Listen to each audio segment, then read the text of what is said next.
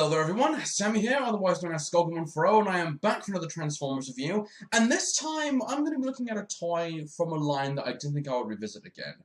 And it's of a line that I've never really cared that much for. It's the Prime line. I'll just say right now. I don't like the Prime line just simply because of the fact that the toys in that line have never really appealed to me. The characters in the show are not worth getting invested into to make me want to buy a toy. And in my own instance, I would only ever buy a toy if the character was interesting. This is kind of really a reverse of that, though. This is, for me, I would buy the toy if I like the character. In this instance, though, it's because I bought the toy because I bought the toy because I like the toy. The character has no involvement to do with this whatsoever. And the character in this instance, is really not worth going on a full-length discussion over to see what's interesting about this character and what are the flaws regarding this character. This character, for the most part, is really undeveloped. So it's not worth me talking about it, but at the same time, though, just to give you an idea of why I thought Predacons Rising was a bit of a disappointment. At least to me. So, without any further ado, what are we looking at today? We're looking at a character who, as I said before, little to no development and not very interesting. But at the same time, though, he is a bitter and sour character who, even though he might come across as a bit of a generic brute to throw a punchline here and there, he's very dry about his whole status of being a brute. So, without any further ado, let's not waste any time. Today we're going to be taking into account, as the title below pretty much already says, Prime Predacons Rising, or Prime Beast Hunters Predacons Rising Skylynx. And the one thing I love about this toy, because it was Ray, I Love Mess, who encouraged me to buy this toy, is that it doesn't feel like a Prime toy. It feels more like a Beast Wars toy. When you feel this toy all over from top to bottom, this has every layer of what a Beast Wars toy did, well, what a Beast Wars toy does have, in that it's all plastic, and it's good plastic, by the way, and it just feels really good in the palm of your hand. It's actually a really good toy to have with you at any times. Detail is very good. The colors, I think, work better for this toy, I think. And it's just not bad. But we'll get onto the toy a little bit later on. Let's talk a little bit about the character, what very little there is to this character. Now, Skylynx appears in the finale to Prime, which is Predacons Rising, the TV movie that came out in October of this year. And his character really isn't that interesting or that in-depth, because his whole role, or his whole character as it is that he, like I said before, is a bitter and sour character, and while he may be the type of generic brute to throw a punchline here and there, he's very dry about his whole status as a brute. So that's his whole bio in a nutshell. His whole involvement in Predacons Rising is really not that interesting, because following Shockwave's return to Cybertron, he brought on two clones online, Darksteel and Skylynx, both of them being Predacons, and both the pair were put to work for searching for any other Predacon remains to continue the cloning process of what was originally the plan in the third season of Prime. And after encountering Ultra Magnus and Smokescreen, both these two characters went off and did their own thing, and they attacked the pair with Skylynx causing the most damage to Ultra Magnus. And after a while, these two both Skylynx and Darksteel encountered Predaking, and after being a little bit of a disagreement towards Predaking leading them, they both admitted to Predaking's strength and were under his command. So really, that's all I can say about his character. There's nothing that interesting about this character at all. And in the movie, he's voiced by Nolan North, who is a big name in voice acting nowadays, because in Transformers, he's the voice of Brawl and Cliffjumper in the video games For Love and War for Cybertron. And aside from Transformers, he's also the voice of Nathan Drake in the video game series Uncharted. So he's a very big voice actor. If you want to look him up, go on IMDb and check out his whole list of things he's been in. But really, the character's not that interesting. And I'm so disappointed by that, because at this point I thought that maybe there'll be a character to this toy to get invested in, but the character is not very well developed. He's undeveloped, if you could really call it that, because Predacons Rising, for the most part, was nothing more than a wasted effort, at least for me, in regards to how Prime, I think, could have ended. But Uh, yeah, there's really nothing that interesting about the character, and that's really a disappointment for me because I love talking about characters. Characters for me are more important than plastic, but in this instance, though, that doesn't really apply for this. So the character for Skylynx is not that interesting, very undeveloped, and not worth looking into.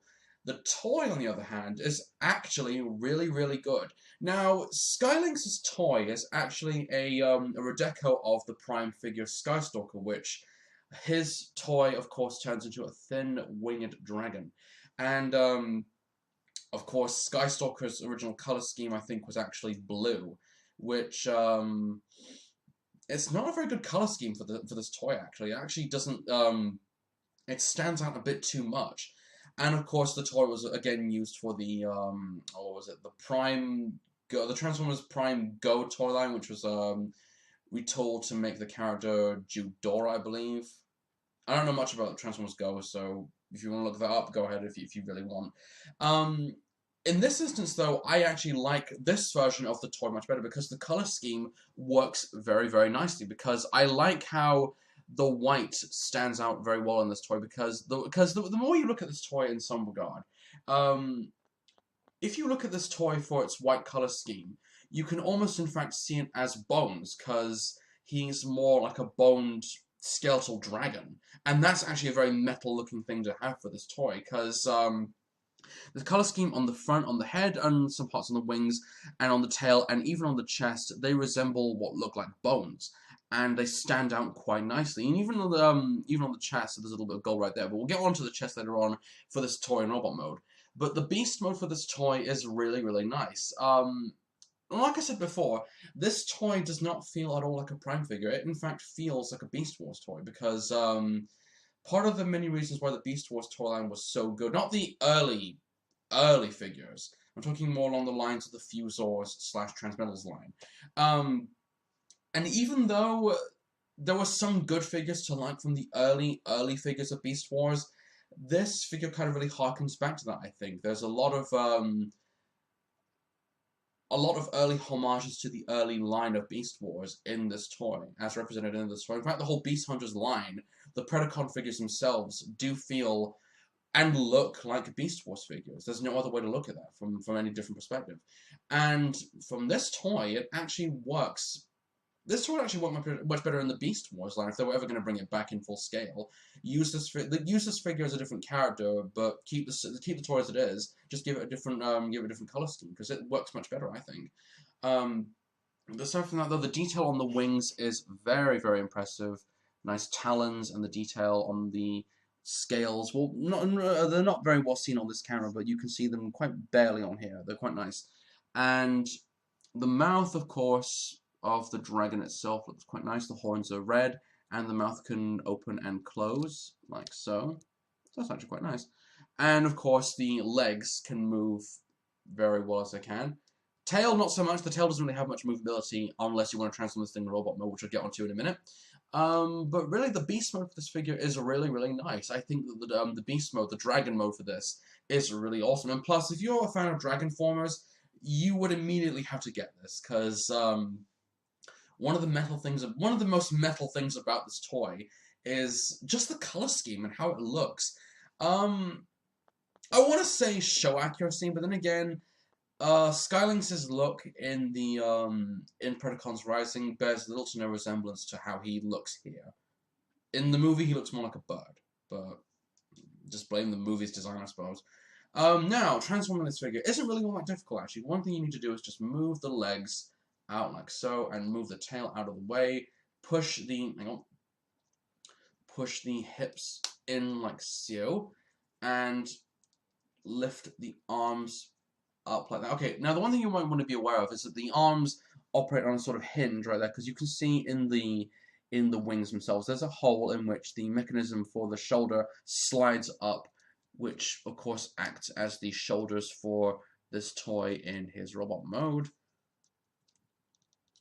And okay, just open up the chest. One thing I'm trying to do is open up the chest. Actually, no, wait, no, sorry, you can't open the chest yet, because one thing I have a problem with is that even though you're trying to slide these arms into place, they will pop off at the ball joints, which is kind of annoying, but That's kind of the problem with these figures, is that often they want to work and sometimes they don't. The wings, of course, can move, can slide in and out to get the mechanism properly aligned, and pop the arm back into his socket. Open up the chest, if it will let me.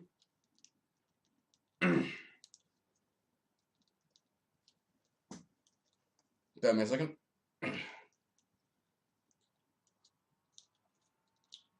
Actually, wait, no, sorry, you don't have to open up the chest, because the easy way of doing it, I think, is if you of course you want to pay attention to the head, because the jaw of the dragon actually can slide into the chest very easily, and you open up the head for the robot mode, and that can easily be managed without opening the chest, which I don't normally have problems with the chest opening up, but today it doesn't seem to want to work. So I'm just offering you an alternative, just so you know.